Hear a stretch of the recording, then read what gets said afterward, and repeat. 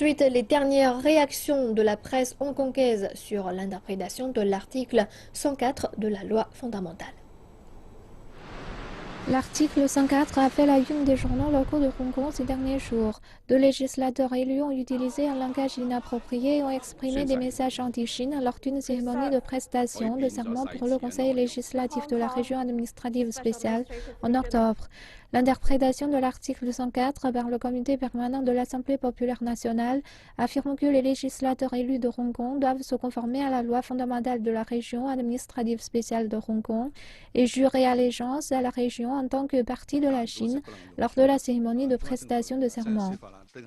Il n'est pas permis de séparer Hong Kong du pays selon la loi. Au travers de l'interprétation de l'article 104 de la loi fondamentale, le gouvernement central a instauré une ligne de délimitation pour que l'ensemble de la société de Hong Kong obéisse.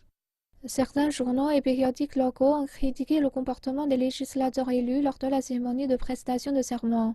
Un éditorial publié dans le journal Weibo a déclaré que c'était la responsabilité du comité permanent de l'Assemblée populaire nationale d'interpréter activement la loi fondamentale et d'imposer les punitions appropriées à ceux qui insultent le pays et réclament l'indépendance de Hong Kong. Le journal Da Compa a rapporté que les personnes dans la profession juridique ont donné leur soutien au projet d'interprétation de la loi fondamentale du comité permanent et pensent sincèrement que cela peut aider à clarifier le problème et montrer la détermination des personnes à opposer à toute séparation.